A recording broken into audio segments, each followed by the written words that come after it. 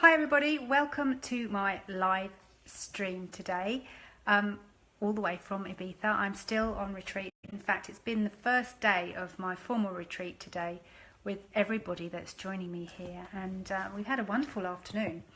Anyway, I am Sarah Ann Negus, the modern day shaman and spiritual mentor, and today I'm going to be talking to you about the lower chakras and the upper chakras and why it's important for them to align.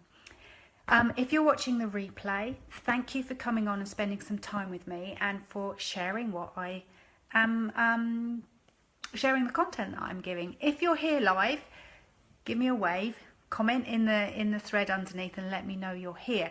It helps me no end to know that I'm talking to you and who it is. So coming back, if you don't know me at all, you can find me on my Facebook group, Expand Your Energy, Expand Your Impact, or you can find me on LinkedIn, Pinterest and Instagram under Sarah Negus, and I'd love to see you there and love to connect with you. Okay, so we've been talking the last couple of days, haven't we, about the lower chakras and the base chakra, the sacral chakra and the solar plexus, and how they are really formed in childhood and how they hold a lot of information about our past, where we're from and why we're here within them. And yesterday we talked about the upper chakras, the heart, the throat, the third eye and the crown, and why they impact how we communicate with our world. Now, I find this really very interesting, and I'm not telling you anything here that perhaps you don't know. You'll have heard this information over and over again, but perhaps my delivery is going to resonate with you. Hello, Tita. Thank you for joining me. Lovely to see you here. So what I want to bring to your attention today is how the lower chakras and the upper chakras work together. What I often see in my clients is there's a disconnect. There can either be a real strong sense of grounding, but perhaps an inability to lift that energy up from the lower chakras and out of the past, and to move very clearly towards towards your potential, towards your future without fear. Or it can be the other way, where the upper chakras are absolutely wide open. You're very connected to the spiritual realms, really woo-woo out there, enjoying being able to use your energy, but not finding much success in grounding it in our life. Now, I talked about the base chakra a lot, excuse me, when we were the day before yesterday, Monday. And the base chakra and the crown chakra have such a strong relationship. If your base chakra is closed, your crown chakra may well be wide open, but you won't be able to ground a single thing that comes. Your base chakra, it's really important that you address what's going on in terms of your core beliefs about where you're from and who you are, family, global consciousness, all of those things. The same way that if your crown chakra is closed, you will not trust yourself, and your base chakra will be closed too. Or it will be wide open and you just won't care. You know, anything goes. So base and crown are really important, and they need to be balanced and aligned together. Then we come to our sacral chakra, that seat of our relationship. The sacral chakra and the throat chakra really work together. Now, as I said yesterday, if your throat chakra is imbalanced, it's off, it's not speaking your truth, the rest of your chakras will be impacted by it. Now, often I see that people go in and work with the throat chakra a lot, and yes, you'll get some benefits from that, but unless you address the underlying core belief laid down in childhood that you're not enough, that you're not worthy of being listened to, that you don't have a voice, which is sacral chakra, you're not going to really get anywhere, or anywhere that's going to stick. And what I like to do when I work with people is make really big changes that cause breakthroughs in your life. So sacral chakra, if you don't know how to relationship with yourself, if you don't like yourself, if you find it difficult to relate to money or to the outside world, or you have a funny, weird relationship with alcohol or food, it will be affecting your throat chakra. And then we come to our solar plexus. So our solar plexus and our third eye, as you, I'm sure, can get a sense of, are connected. Now, our solar plexus checks the energy in the field around us. It will give us an emotional response based on our own life's experience. Is this a good place to be? Is this safe to be? Is this exciting, or is this anxious? Now, if you've got strong boundaries about who you are and what you like and what you don't like, you'll be getting a clear message from your solar plexus. You'll then be able to interpret that with your third eye and intuit whether or not you want to engage here. You'll be able to intuitively know what to say, intuitively know how to manage your energy and grow exponentially. These two chakras work together. If your solar plexus is wide open and you're pleasing everybody because you want to be liked, you want to be accepted, your third eye will not be working for you. Now, your third eye brings through your intuitive guidance. This does not hold an emotional content. Your intuition is neutral. It never comes with fear. It just comes through and you get a knowing. You might get a vision or a voice, but if your solar plexus is wide open, this is likely to be very closed because you will not be listening to your voice. So, you know, all of these things need practice. There are spiritual muscles, and if we don't use them correctly, then our muscles don't work correctly. Same as if you were trying to run a marathon, you wouldn't go out 2 days before the marathon and start to try and run it, would you? Because, you know, you get yourself in trouble. So solar plexus and third eye, they have a relationship. Then your heart and your throat, your sacral chakra, your heart and your throat. So your heart is the seat of how you love yourself. If you don't love yourself fully, you won't be able to speak your truth. If you don't know who you are, if you're not strong in your center, speaking your truth will be difficult for you. So that takes us back down into our sacral chakra. Hello, Belinda. It's great to see you live. I'm really pleased you're here. And Patrice. Patrice is here with me on retreat. I love it that she's taken the time to come and watch me live as well. We can't get enough of each other, huh? Hello, Steph. Lovely to see you. Do wave at me and let me know you're here. I'm seeing people joining. The more the merrier. I love talking to you. So as I was saying, let's go back to what I was talking about. Sacral chakra is the basis of your relationship with yourself. It's what you learned when you were little.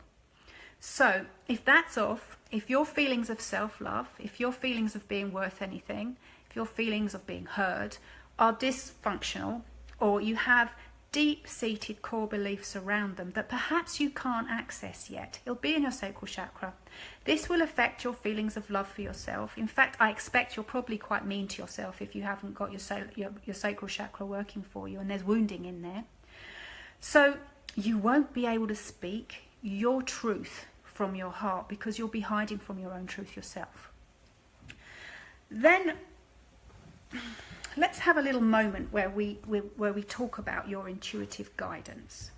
So earlier I talked to you, didn't I, said about the base chakra and the crown chakra being completely connected, and how important it was that the base chakra was open and you were able to use it to ground to our earth before you connected to the spiritual realms. Otherwise you'd be way off out there.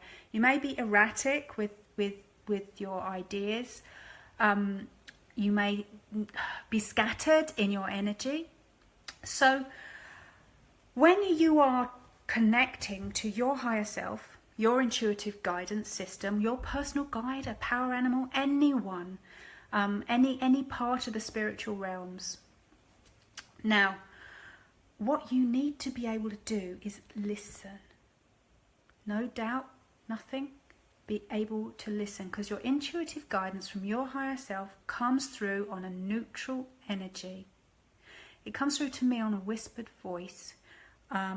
or sometimes I'm seeing now so that I can share with you what it's like, or it's a moving picture, but it's like a silent black and white one.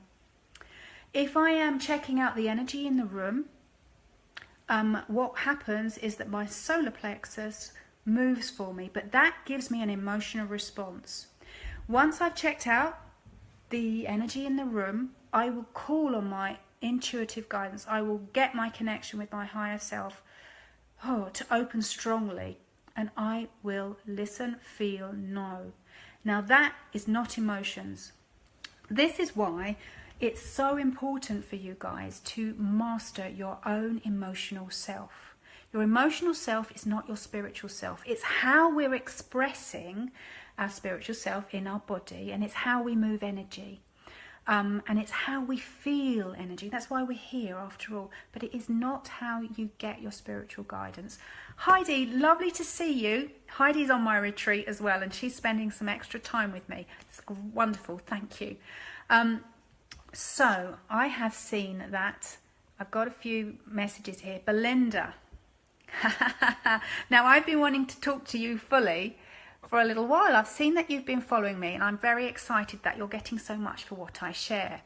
Now, you're saying that you've had an osteopathic session with your practitioner who's a shaman, and you told her about me. Oh my God, that's lovely. Now, it's really nice to share with people all over the world, and I get very excited when I do that. So why don't you just tell me where you are? I think, Belinda, I think that you're in Canada, aren't you? I saw that before. Now, Patrice and Heidi are with me here in Ibiza. Olivia, you're in America, I'm sure you are. And Angie, you're in America as well. So tell me where you are. Get me a sense of how far this Facebook live stream is going. Robin, hello. Now, when you are able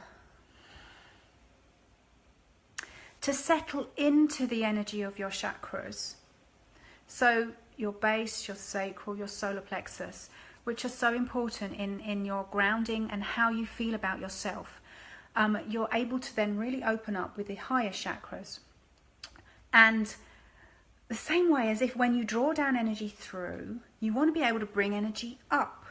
And all of this is impacted by how you understand your limiting beliefs, your core beliefs about who you are. Now, this is all conditioning that got laid down when you were small. And it has moved and depends on your culture as well, and also your family, and even the global consciousness. Oh, wow. So Belinda's in Vancouver, Tita's in Colorado. Isn't this amazing? When I link into it, it looks like we're a little map of energy lighting up the globe. And wouldn't that be great if we could do that in a really positive vibration? So what I'm going to do with you today is I'm going to give you a way to really settle into your midline. Now, your midline is from your base chakra all the way up to your crown. It's energy. It's also your bones, so your spine and your skull.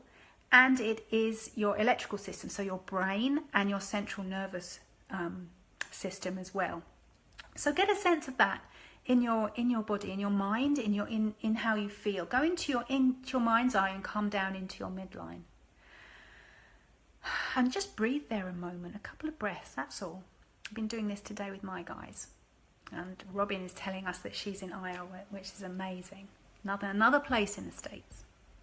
So coming down into your midline, and set the intention to call all of your energy all the way back into your midline, from wherever it is in the cosmos, in the spiritual realms.